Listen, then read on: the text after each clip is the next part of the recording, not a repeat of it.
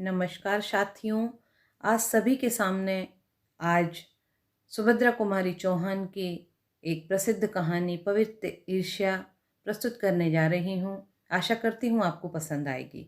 विमला अपने बगीचे में माली के साथ तरह तरह के फूल और पत्तियों को पहचान रही थी और उन्हीं के साथ खेल रही थी, क्योंकि उनके साथ खेलने के लिए उसके कोई सगे भाई बहन नहीं थे। आज राखी का त्योहार था। 12 महीने का दिन।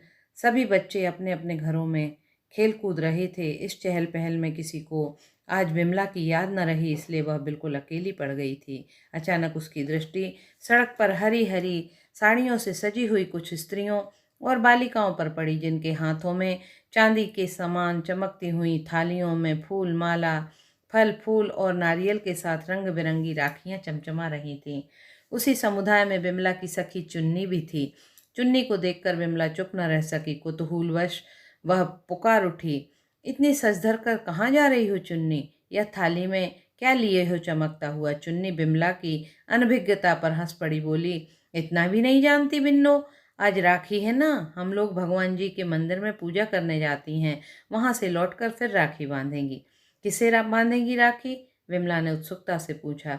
इस प्रश्न पर सब खिलखिला के हंस पड़ी। विमला शर्मा गई। चुन्नी विमला की सहेली थी।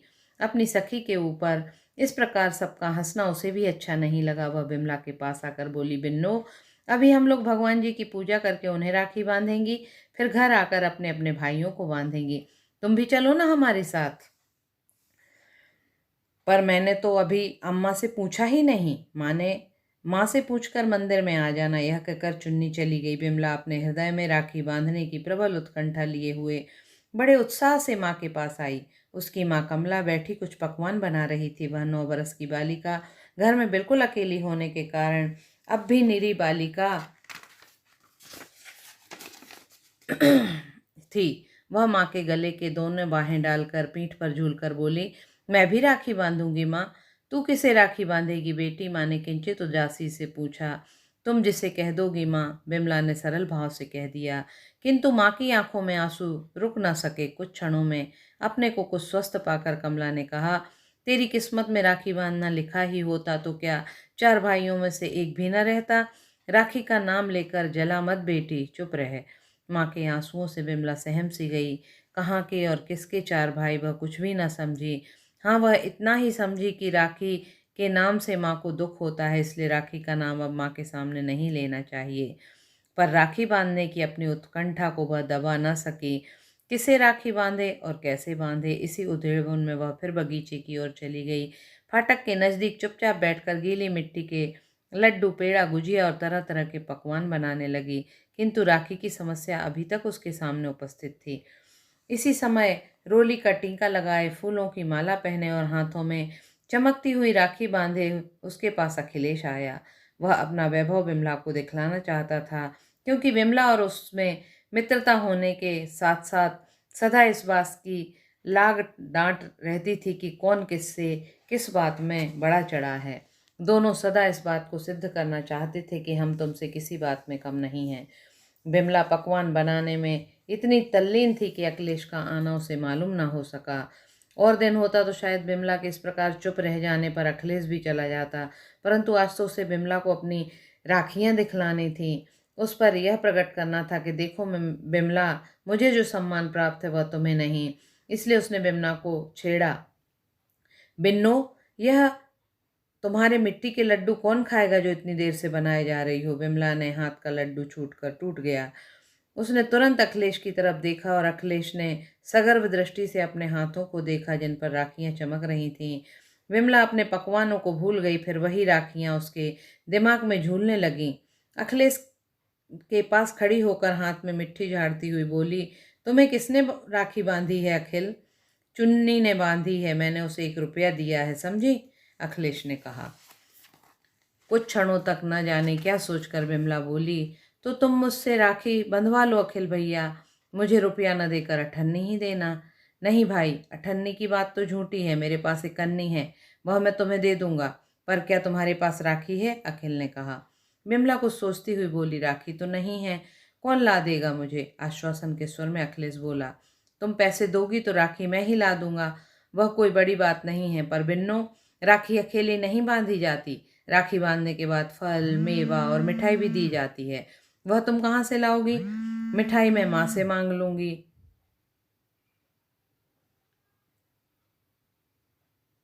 और कुछ नींबू बगीचे से तोड़ दूंगी। पर पैसे तो मेरे पास दो ही हैं, उसमें राखी आ जाएगी क्या? विमला ने पूछा। अखिलेश ने कहा, 2 पैसे में राखी और मिठाई दोनों ला दूंगा बिन्ना। अब तुम माँ से मिठाई ना मांगो तो भी काम चल सकता है।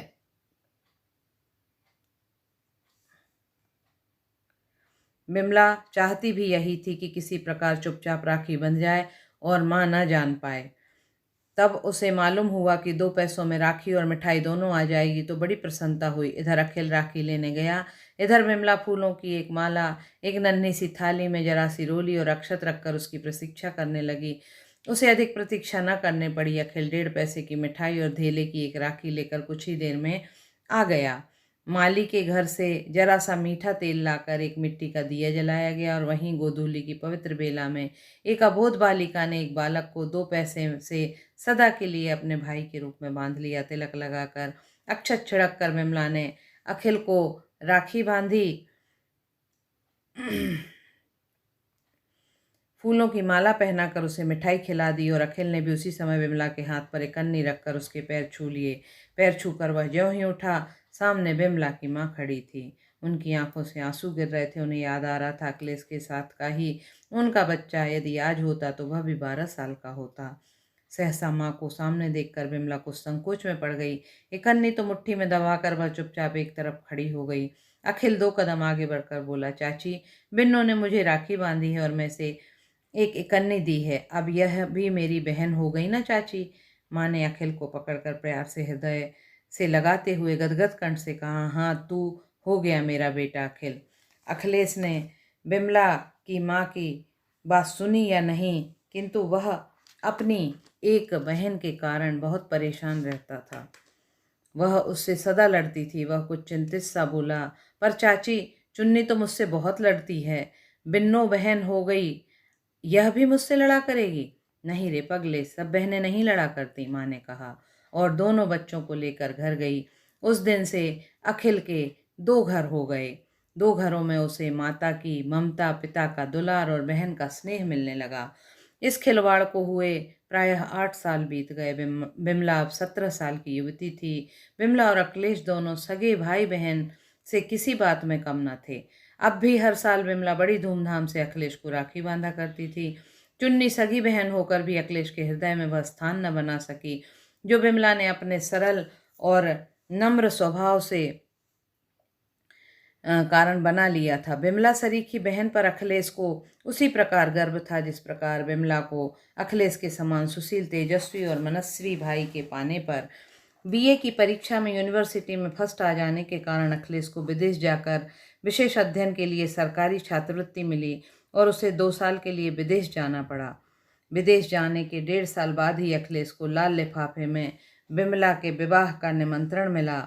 विमला के विवाह के समाचार से वह प्रसन्न तो हुआ, परंतु वह विवाह में सम्मिलित न हो सकेगा, इससे उसे कुछ दुख भी हुआ।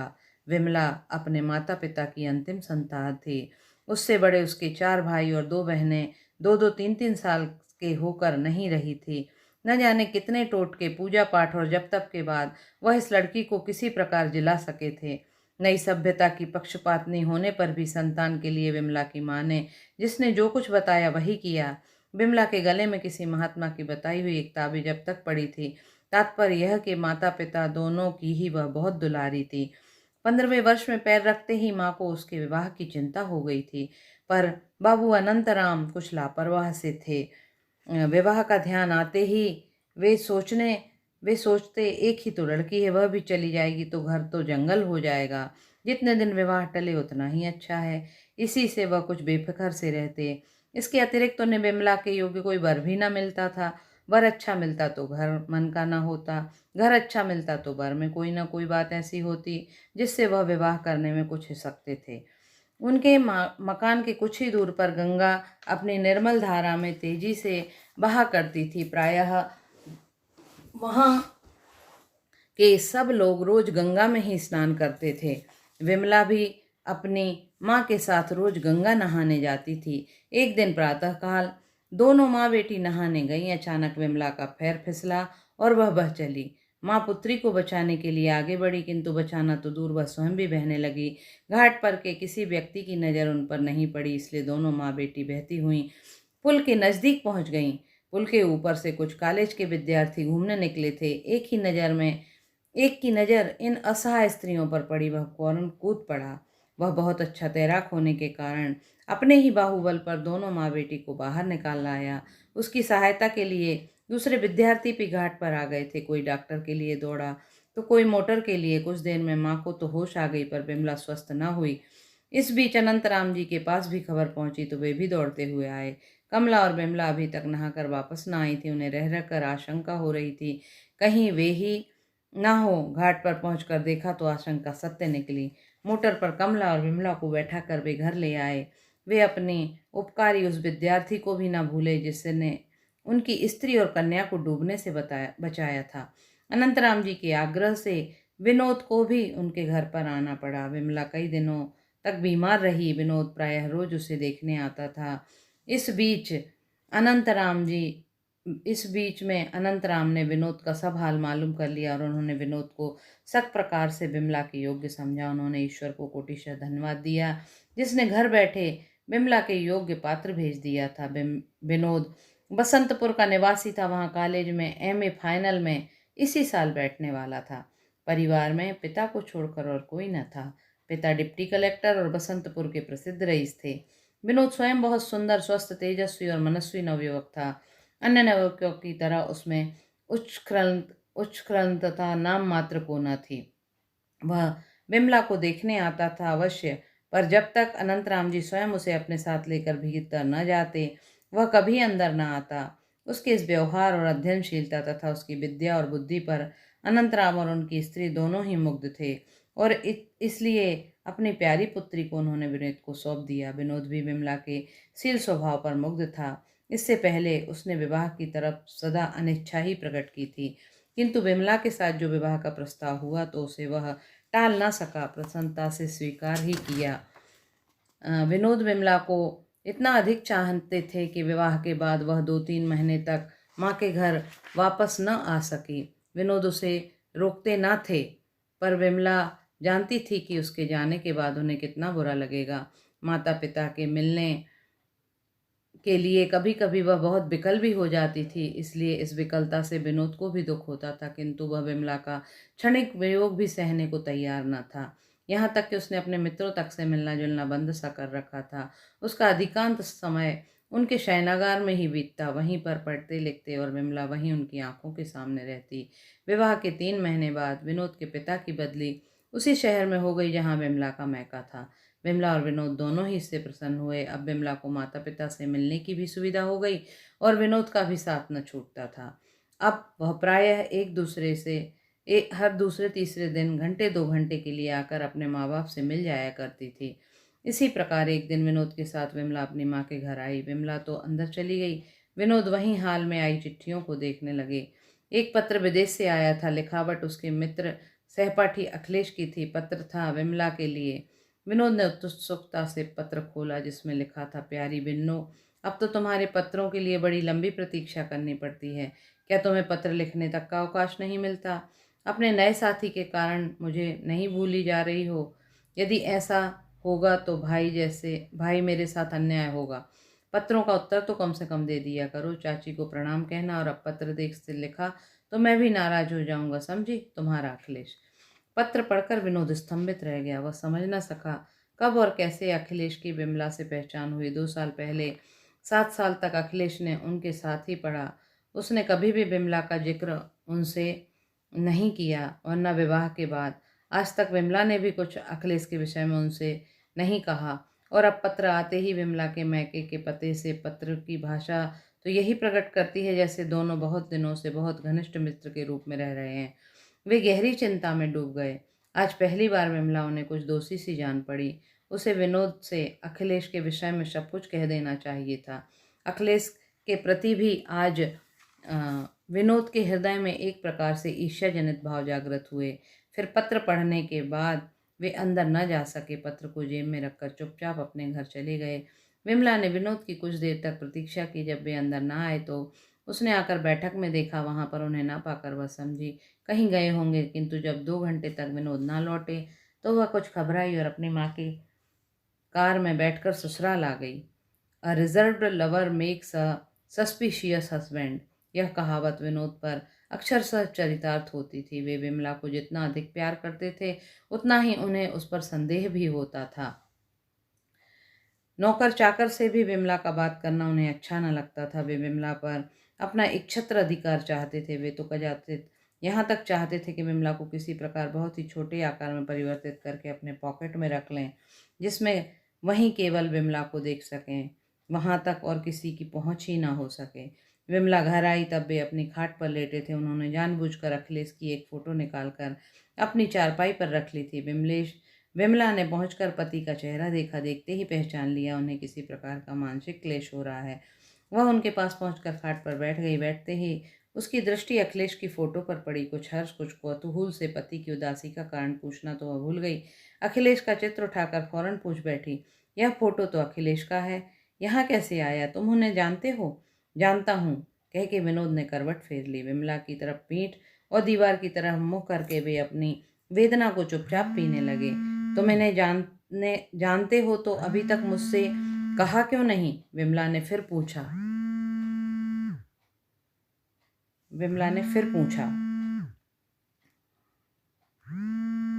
विनोद ने कोई उत्तर न दिया। इसके बाद विमला को फिर कुछ पूछने का साहस न हुआ। वह वहीं एक तरफ विनोद के पैरों को सहलाने लगी। विनोद ने अपने पैरों को जोर से खींच लिया। विमला समझ गई कि नाराजगी उसी पर है। वह विनोद के स्वभाव को इतने दिनों से बहुत अच्छी तरह से जानती थी। विनोद जो इस तरह पग पग पर संदेह करते थे उससे भी छिपाना था, किंतु विनोद का हृदय कितना सच्चा, कितना गंभीर और कितना उदार है यह भी वह भली प्रकार जानती थी। पति का संदेह मिटाने के लिए वह नम्र स्वर में बोली, देखो, किसी तरह का संदेह न करना, अखिलेश मेरा भाई है, समझे? सब समझ लिया, विनोद ने रुखाई से उत्तर दिया। विमला ने फिर अपने उसी नम्र स्वर में पूछा, और तुम वहां से चुपचाप मुझे छोड़कर क्यों चले आए? चला आया, मेरी खुशी। तुम्हें अपने साथ नहीं लाना चाहता था, फिर भी तुम क्यों चली आई? 2-3 दिन माँ के साथ रह लेती, विनोद ने तीव्र स्वर में कहा। कहने को तो विनोद ने यह बात कहे गए, किंतु इस 2 ही घंटे में उनके हृदय की जो हालत हुई थी वह नहीं जानते थे। कई बार स्वयं जाने के लिए उठे, फिर आत्माभिमान के कारण न जा सके। नौकर को तांगा लेकर भेज ही रहे थे कि विमला आ पहुंची। विमला के आने के पहले वह उसके लिए बहुत विकल थे, किंतु उसके आते ही वे तन गए। विमला यह समझती थी, इसलिए उसे कुछ हंसी आ रही थी, परंतु फिर भी अपनी हंसी को वह दबाती हुई बोली, तो तुम मुझसे कह रहे थे कि तुम यहाँ 2-3 दिन रह सकती हो, तो मैं रह जाती। अम्मा तो रोक रही थी, कहो तो अब चली जाऊं। हाँ हाँ चली जाना, विनोद ने मुंह से ही कहा, लेकिन हृदय कहता था कि खबरदार, अगर यहाँ से हिली तो ठीक ना होगा। विमला बोली, अच्छा, बाबूजी कचहरी से लौटेंगे तो उन्हीं की कार से चली जाऊंगी। किंतु बाबूजी के कचहरी से लौटने के पहले ही तो दोनों का मेल हो गया। विमला को फिर माँ के घर जाने की आवश्यकता ना पड़ी। इसके बाद विनोद को विमला ने अपनी और अखिलेश के संबंध में सब कुछ बताया। उसी दिन विमला को यह भी मालूम हुआ कि अखिलेश विनोद का सहपाठी होने के साथ साथ ही अभिन्न हृदय मित्र भी है। यह जानकर भी कि अखिलेश विमला का राखी बंध भाई है, न जाने क्यों विनोद का अखिलेश के प्रति विमला का स्नेह भाव सहन न होता था। साथ ही साथ वह अखिलेश का अपमान भी न सह सकते थे, क्योंकि वह अखिलेश को भी बहुत प्यार करते थे। आषाढ़ का महीना था और इसी महीने में अखिलेश विदेश से लौटकर आने वाले थे। एक दिन विमला की माँ ने विमला को कहला भेजा, आज शाम को ट्रेन से अखिलेश लौटेंगे, स्टेशन चलने के लिए तैयार रहना, मैं कार भेज दूंगी। विनोद कहीं बाहर गए थे। लौटने के बाद जलवान करके बैठे तो विमला ने उनसे कहा, आज अखिल भैया आएंगे, स्टेशन चलने के लिए तैयार रहना, अम्मा कार भेज देंगी। मैंने तुमसे कब कहा था कि मैं स्टेशन जाऊंगा, जो तुम मुझसे तैयार रहने के लिए कह रही हो? मेरे पास ना अखिलेश ने सूचना भेजी है और ना मैं आऊँगा। तुम्हारे पास सूचना आई है तो तुम चली जाना, विनोद ने कहा और अपना कोट उठाकर फिर बाहर जाने के लिए तैयार हो गए। उन्हें रोकती हुई विमला ने फिर नम्र स्वर में कहा, सूचना नहीं भी आई तो चलने में क्या हुआ, तुम्हारा मित्र ही तो है। चलने से क्या हुआ, उसका उत्तर मैं नहीं दे सकता। नहीं जाना चाहता, यही काफ़ी है। कहते हुए विनोद आगे बढ़े। विमला ने उनका कोट पकड़ लिया और बोली, तुम नहीं जाओगे तो सब लोग बुरा मानेंगे। चलो हम लोग स्टेशन से अपने घर आ जाएंगे, उनके घर न जाएंगे बस। विनोद ने चिढ़कर कहा, क्यों सिर खाए जाती हो बिन्नो? एक बार कह तो दिया कि मैं ना आऊँगा। तुम्हारा भाई है, तुम खुशी से जाओ, मैं तुम्हें नहीं रोकता। तुम ना जाना चाहती हो तो तुम्हें जाने के लिए मैं विवश नहीं करता। फिर तुम ही क्यों चलने के लिए मुझ पर दबाव डाल रही हो? कहते हुए कोट छुड़ाकर विनोद चल दिए। विमला चुप हो गई। उसने आज भी अनुभव किया कि विवाह के बाद स्त्री कितनी पराधीन हो जाती है। उसे पति की इच्छाओं के सामने अपनी इच्छाओं और मनोवृत्तियों को कितना दमन करना पड़ता है।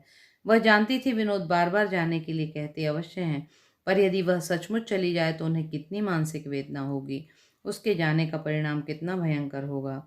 नियत समय पर कार आई, पर विमला उतरकर नीचे भी न गई। ऊपर से ही दासी से कहला भेजा, सर में बहुत दर्द है इसलिए वह स्टेशन न जा सकेगी। स्टेशन पर उतरते ही सबसे पहले अखिलेश ने विमला के विषय में पूछा और उसे अस्वस्थ जानकर उन्हें दुख हुआ। सब ने मिलजुल कर स्टेशन से सीधे विमला के घर आए। विमला स्टेशन न गई थी, फिर भी उसे पूर्ण विश्वास था स्टेशन पर न पाकर अखिलेश सीधे उससे मिलने आवेंगे, इसलिए वह अपने छज्जे पर से उत्सुक आंखों से मोटर की प्रतीक्षा कर रही थी। उसने अपनी माँ की मोटर दूर से देखी और दौड़कर नीचे आ गई। उसे याद ना रहा कि वह सिरदर्द का बहाना करके ही स्टेशन न जा सकी। विमला ने देखा विनोद और अखिलेश साथ ही कार से उतरे। उनकी माँ उन्हें छोड़कर बाहर ही चली गई। वह पुरानी प्रथा के अनुसार बेटी के घर आना अनुचित समझती थी। विमला उन्हें ड्राइंग रूम में ही मिली। उसे देखते ही अखिलेश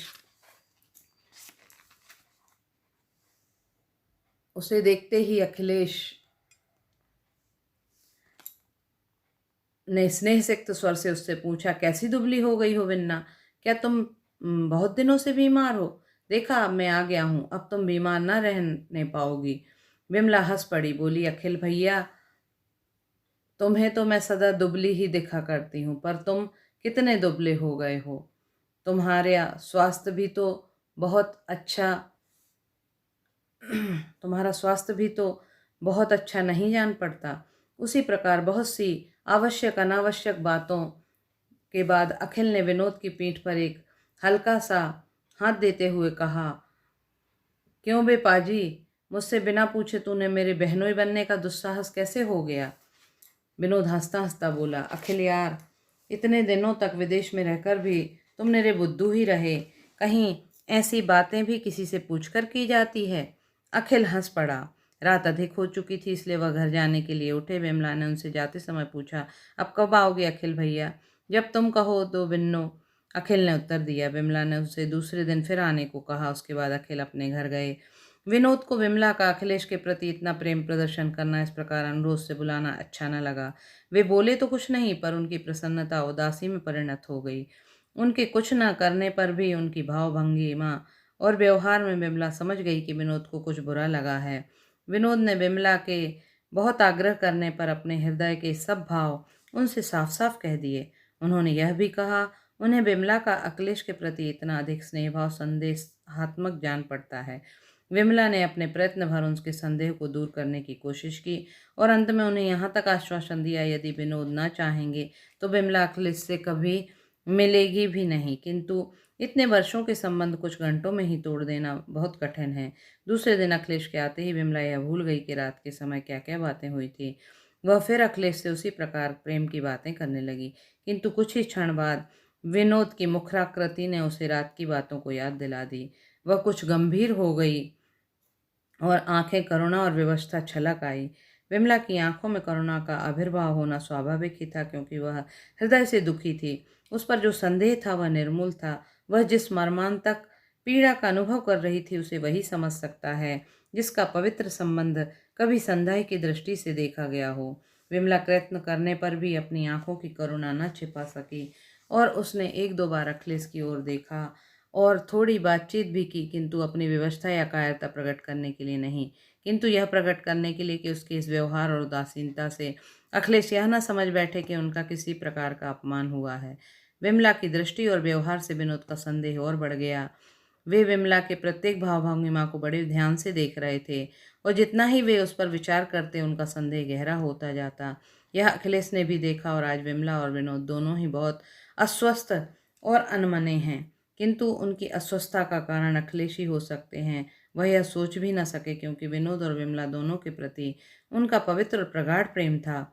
उस स्नेह भाव को ध्यान में लाते हुए उदासी का कारण अपने आप को समझ लेना अखिलेश के लिए आसान न था, किंतु फिर भी विनोद और विमला दोनों के ही व्यवहार ने आज उन्हें आश्चर्य में डाल दिया। वह न जाने किस विचारधारा में डूबे हुए अपने घर गए। जाते समय कुछ हिचक, कुछ संकोच के साथ विमला ने उनसे कहा, कभी कभी आया करना अखिल भैया। विनोद उठकर अखिल के साथ हो लिए। बातचीत करते करते विनोद अखिल के घर पहुंच गए। उन्होंने अखिलेश के साथ ही भोजन भी किया। दोनों का प्रेम सच्चा था। उनका स्नेह इतना निष्कपट था कि विनोद अपने इस संदेह को भी अखिल से छिपा न सके। उन्होंने अखिल से यहाँ तक कह दिया, भाई अखिल, यदि तुम मुझे सुखी देखना चाहते हो तो विमला से जरा कम मिलो। मैं यह जानते हुए कि तुम मेरे हितैषी हो, मेरे बंधु हो, विमला चाहे एक बार मुझसे कोई बात छिपा भी जाए, तुम न छिपा सकोगे। नहीं चाहता कि तुम विमला से अधिक मेलजोल रखो अखिलेश। मुझे ऐसा जान पड़ने लगता है कि तुम्हारे स्नेह के सामने विमला के हृदय में मेरे स्नेह का दूसरा स्थान हो जाता है। तुम्हारा मूल्य उसकी आंखों में मुझसे कहीं ज़्यादा हो जाता है। यह बात तो सच है क्योंकि मैं उसका भाई हूँ, अखिलेश ने किंचित मुस्कुरा कर कहा। फिर वह गंभीर होकर बोले, विनोद, तुम जैसा चाहो, मैं विमला से मिलने के लिए बहुत उत्सुक भी नहीं हूँ, और यदि तुम चाहो तो मैं इस स्थान ही बदल दूं, कहीं और चला जाऊं। अभी लौटने को दिन ही कितने हुए हैं, सर्विस दूसरी जगह भी हो तो कर सकता हूं। विनोद घबरा कर बोले, नहीं अखिल, तुम यहाँ से कहीं जाओ मत भाई। तुम 2 साल के बाद तो लौटे हो, फिर पिता की बदली यहाँ हो गई तो सौभाग्य से हम दोनों को फिर से साथ साथ रहने का अवसर मिला है। उसे मैं व्यर्थ ही नहीं जाने देना चाहता। यहाँ रहकर तुम विमला से मिलना जुलना कम नहीं कर सकते क्या? अरे भाई, तुम तो कहो सब कर सकता हूँ, पर 12 बजे रहे हैं, जाओ। सोने भी दोगे या नहीं? अखिल ने हंसते हुए कहा। इसके बाद विनोद गए अपने घर और अखिल अपने बिस्तर पर। पूरा 1 महीना बीत गया। न अखिलेश आए, न विमला ने उनकी कभी मुलाकात हुई। विमला इस बीच कई बार अपने माँ के घर आ जा चुकी थी, किंतु अखिलेश से वहां भी न मिल सकी। वह हृदय से तो अखिलेश से मिलना चाहती थी, पर मुंह से कुछ कहने का साहस न होता था। एक दिन वह माँ के घर जा रही थी। अचानक रास्ते में अखिलेश कहीं जाते हुए दिखे। विमला का हृदय बड़ी जोर से धड़कने लगा। एक बार उसकी तबीयत हुई कार रुकवाकर अखिलेश से उसके इस प्रकार न आने का कारण पूछ ले, किंतु दूसरे ही क्षण उसे ख्याल आ गया कि वह अखिलेश के न आने का कारण पूछ तो लेगी, किंतु इस तनिक सी बात का मूल्य उसे कितना अधिक चुकाना पड़ेगा। अपनी प्रसन्नता अप्रसन्नता की उसे उतनी परवाह न थी। विनोद की शांति न जाने कितने समय से भंग हो जाएगी। उनकी मानसिक वेदना का विचार आते ही उसने कार बढ़वा ली, रुकी नहीं। पर उस दिन अखिलेश को वह दिन भर भूल न सकी। उसे वह दिन याद आ रहा जिस दिन उसने 2 पैसे में अखिलेश को भाई के रूप में बांधा था। इसी प्रकार कुछ दिन और बीत गए। राखी का त्योहार आया। विमला आज अपने भातृ प्रेम को रोक न सकी। वैसे वह चाहती तो माँ के घर जाकर वहां अपनी माँ के द्वारा अखिलेश को बुलवा सकती थी, किंतु विनोद से छुपा कर वह कुछ भी न करना चाहती थी। इसलिए वह विनोद के पास आकर कुछ संकोच के साथ बोली, आज राखी है, तुम मुझे अखिल भैया के घर ले चलना, मैं उन्हें राखी बांध आऊंगी। विनोद किसी पुस्तक को एकाग्र चित्र पढ़ रहे थे। विमला की बात कदाचित बिना सुने ही उन्होंने सिर झुकाए झुकाए कह दिया, अच्छा। विमला को मोह मांगा वरदान मिला। उनसे आगे और कोई बातचीत न की। क्यों, कौन जाने बातचीत के सिलसिले में कोई बहस छिड़ जाए और वह अखिलेश को राखी बांधने न जा सके। आज विमला बहुत प्रसन्न थी। उसने कई तरह के पकवान जो अखिलेश को अच्छे लगते थे अपने हाथ से बनाए, तरह तरह के फल मंगवाए और शाम को राखी बांधने के लिए जाने की तैयारी करने लगी। एक दासी द्वारा उसने अखिलेश के पास संदेशा भिजवा दिया कि आज शाम को 6 बजे हम दोनों अखिल भैया से मिलने आवेंगे। वे घर पर ही रहें, कहीं जाए नहीं। इस संदेश से अखिल को कुछ आश्चर्य न हुआ क्योंकि उस दिन राखी थी। विमला दिन भर बड़ी उमंग और उत्सुकता से संध्या की प्रतीक्षा करती रही, किंतु शाम को 6 बज गए और विनोद ने अपनी पुस्तकों से सिर न उठाया और तो धीरे से जाकर विनोद के पास बैठ गई। विनोद ने सप्रेम दृष्टि से विमला की ओर देखकर कहा, कहो बिन्नो रानी, आज कुछ खिलाओगी नहीं? विमला ने तुरंत अपने बनाए पकवान तश्तरी में लाकर रख दिए। विनोद ने उन्हें खाया। विनोद को इतना प्रसन्न देखकर विमला का साहस कुछ बढ़ गया। बोली, देखो 6 से 6:30 बज गए। अखिल भैया के घर अब कब चलोगे? विनोद की हंसी कुछ मिश्रित उदासीनता में परिणत हो गई। दृष्टि का प्रेम भाव तिरस्कार में बदल गया। कुछ क्षण तक चुप रहकर वे रूखे स्वर में बोले, मैं तो नहीं जाऊंगा, तुम जाना चाहो तो चली जाओ। विमला को जैसे काट सा मार गया। वह विनोद के इस भाव परिवर्तन को समझ न सकी। कुछ चिढ़कर बोली, तुम्हें सवेरे ही कह देना था कि न चलेंगे तो मैं खबर ही न भिजवाती। मैंने तो नहीं कहा था मैं तुम्हारे साथ अखिल के घर चलूंगा, पर तुमने खबर भिजवा दी है तो चली जाओ, मैं नहीं रोकता। हाँ, एक बार नहीं अनेक बार मैं तुम पर यह प्रकट कर चुका हूँ कि अखिल से तुम्हारा बहुत मिलना जुलना मुझे पसंद नहीं है, फिर भी तुम जैसे उसके लिए व्याकुल रहा करती हो। यदि तुम्हें मेरी मानसिक वेदनाओं का कुछ ख्याल नहीं तो जाओ, पर मुझे तुम क्यों अपने साथ घसीटना चाहती हो? विमला सिहर उठी। कुछ देर बाद अपने को संभाल कर बोली, अखिल भैया से ही क्या, तुम न चाहोगे तो मैं अम्मा और बाबूजी से भी न मिलूंगी। विनोद ने विमला की बात का कुछ भी उत्तर न दिया और बाहर चले गए।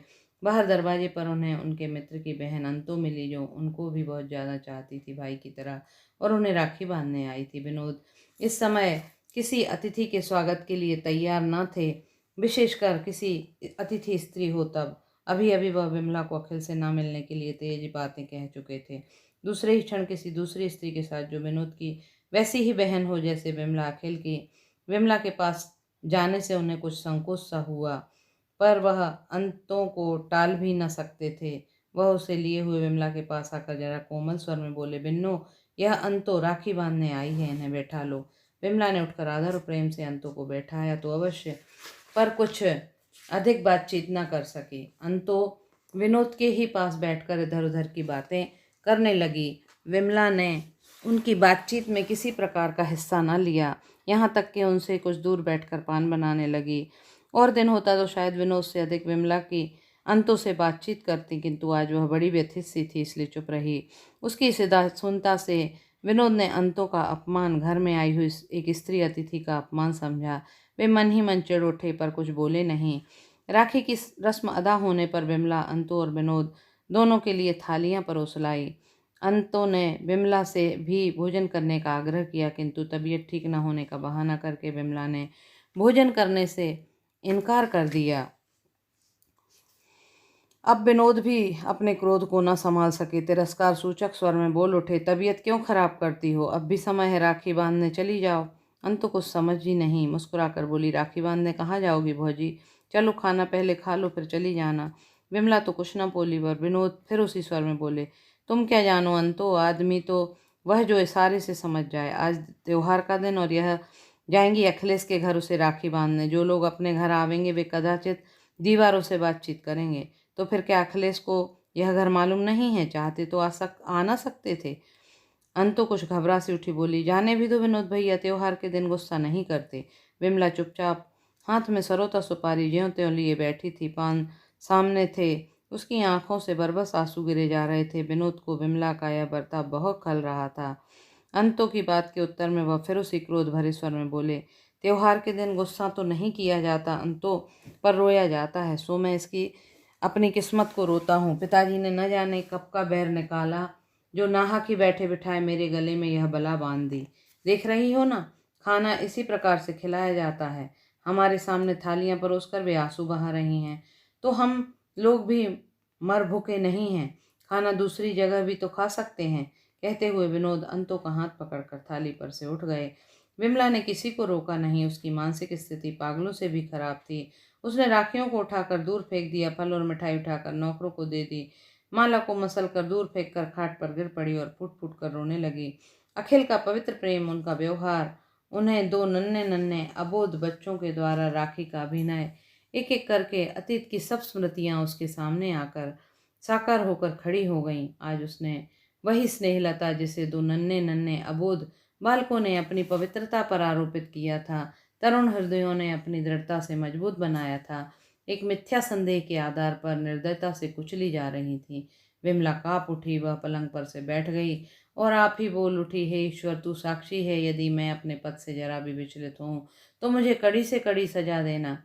पतिव्रत धर्म, स्त्री धर्म तो यही है ना कि पति की उचित अनुचित आज्ञाओं का चुपचाप पालन किया जाए। वह मैं कर रही हूँ विधाता, पर इतने पर भी यदि मेरी दुर्बल आत्मा अपने किसी आदमी के लिए पुकार उठे तो मुझे अपराधिनी न प्रमाणित करना। उसी समय माँ की भेजी हुई मिश्रानी फल, मिठाई और मेवा इत्यादि लेकर आई। विमला भरी तो बैठी ही थी, मिश्रानी को देखते ही बरस पड़ी। अपने क्रोध भरे स्वर में कहा, मिश्रानी, यह सब क्यों लाई हो? ले जाओ, मैं क्या करूँगी लेकर? माँ से कहना मेरे लिए कुछ न भेजा करें, समझ ले आज से बिन्ना मर गई। मिश्रानी कुछ देर तक स्तंभित खड़ी रही, उसे समझ में ना आया क्या करें। विमला को इस रूप में उसने कभी न देखा था। उसी समय विमला की दूसरी डांट से मिश्रानी की चेतना जागृत हो उठी। विमला ने अपना क्रोध फिर उसी पर उतारा, बोली, जाती हो कि खड़ी ही रहोगी? बेचारी मिश्रानी को कुछ कहने का साहस न हुआ। डरते डरते थाली वहीं मेज पर धीरे से रखकर जाने लगी। विमला ने फुर पुकारा, यह थाली उठा लिए जाओ मिश्रानी। मिश्रानी ने चुपचाप थाली उठाई चली गई। विमला की माँ ने उससे विमला के कहे हुए सारे वाक्य दोहरा दिए। विमला की माँ यह सब सुनकर घबरा उठी। पुरानी प्रथा के अनुसार बेटी की दहली के भीतर पैर रखना अनुचित है, इसलिए उन्हें ख्याल न रहा। उसी समय कार में बैठकर विमला के पास पहुंच गईं। इस समय तक विमला रोध होकर कुछ शांत होकर बैठी थी, सोच रही थी नाहक ही माँ के घर की चीजें वापस कर दी। मिश्रानी ने अनावश्यक बातें कह के बुरा ही किया। वह आखिर क्या समझे? समझ भी गई तो क्या कर सकती है? पर माँ से कहेगी और माँ को दुख होगा। अगर बाबू को मालूम हुआ तो। अनंतराम जी की वेदना के स्मरण मात्र से विमला फिर रो उठी। इस बीच उसकी माँ ने वहां प्रवेश किया। माँ को देखते ही उसका रहा सहा धीरज जाता रहा। माँ से लिपट कर खूब रोई। माँ बेटी दोनों बहुत देर तक बिना कुछ बोले चाले रोती रहीं। अंत में कमला ने किसी प्रकार विमला को शांत किया। माँ के बहुत पूछने पर विमला ने माँ को सब कुछ बता दिया।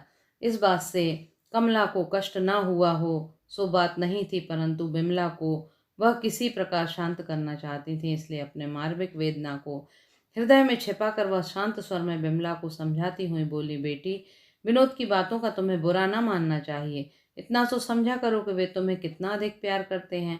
तुम्हारे ऊपर यदि विनोद का इतना अधिक स्नेह न होता तो वे तुम्हारी इतनी नन्ही नन्ही बातों को इतनी बारीकी से देखते भी तो नहीं। माँ की बातों से विमला को कुछ सांत्वना मिली हो चाहे नहीं, पर वह कुछ बोली नहीं। बहुत रात तक विनोद की प्रतीक्षा करने के बाद भी जब विनोद ना लौटे तो कमला विमला को समझा बुझा कर अपने घर चली गई। विनोद अखिलेश के घर चले गए थे, इसलिए उन्हें घर लौटने में कुछ देरी हो गई। जब विनोद अकेले ही अखिलेश के घर पहुंचे तो कुछ चकित से हुए, परंतु विमला के विषय में स्वयं वह कुछ न पूछ सके। विनोद को भी यह विषय छेड़ना पड़ा। रात को बहुत सी बातें तो विनोद के ही द्वारा उन्हें मालूम हो चुकी थी। दूसरे दिन विमला की माँ ने उन्हें और भी बहुत सी बातें मालूम हुई। अखिलेश कुछ विचलित से उठे। उन्होंने अपने ही ऊपर क्रोध आया। उन्होंने सोचा, मैं भी क्या व्यक्ति हूँ जिसके कारण एक सुखी दंपत्ति का जीवन दुखी हुआ जा रहा है। उन्हें कोई प्रतिकार न सूझ पड़ा और अंत में वह एक निश्चय पर पहुंचे। इधर कुछ दिनों से वे यहीं कॉलेज में प्रोफेसर हो गए थे। उन्होंने एक पत्र कॉलेज के प्रिंसिपल को लिखा और दूसरा विनोद के लिए लिखा। कॉलेज का पत्र उसी समय कॉलेज भेजकर दूसरा पत्र नौकर को देकर समझा दिया। शाम को वह विनोद को दे आवे। नौकर बाजार गया। रास्ते में विनोद से उसकी भेंट हुई। सोचा शाम को फिर इतनी दूर आने का झगड़ा कौन रखे, ये मिल गए तो ये पत्र यहीं दे दूं। चिट्ठी निकालकर विनोद को देकर वह आगे निकल गया। पत्र पढ़ते ही विनोद घबरा गए। रात से विमला की तबीयत खराब थी। वे डॉक्टर बुलाने गए थे। अब उन्हें डॉक्टर की याद न रही। वे सीधे अखिलेश के घर की तरफ दौड़े। अखिलेश घर पर ना मिले। उन्हें देखने कॉलेज गए, किंतु वहां अखिलेश के इस्तीफे की चर्चा अवश्य सुनने को मिली। विनोद ने जाकर प्रिंसिपल से अखिलेश का इस्तीफा वापस लिया और उन्हें कहा अखिलेश से मिलकर अब इस्तीफे के विषय में अंतिम सूचना देंगे। जब तक विनोद ने उन्हें कोई सूचना न मिले तब तक वे इस्तीफे पर किसी प्रकार का निर्णय न करें। वहां से वे फिर अखिलेश के घर गए। दरवाजे का पर तांगा खड़ा था जिस पर अखिलेश का एक बैग और बिस्तर रखा था। विनोद के पहुंचने से पहले ही अखिलेश आकर तांगे पर बैठ गए।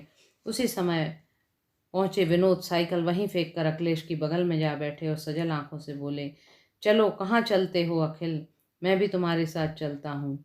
अखिलेश की भी आंखें भर आईं। वे कुछ क्षण तक कुछ बोल न सके। अंत में वे किसी प्रकार अपने को संभाल कर बोले, तुम पागल हो विनोद, तुम्हें मेरे साथ चलने की क्या जरूरत है?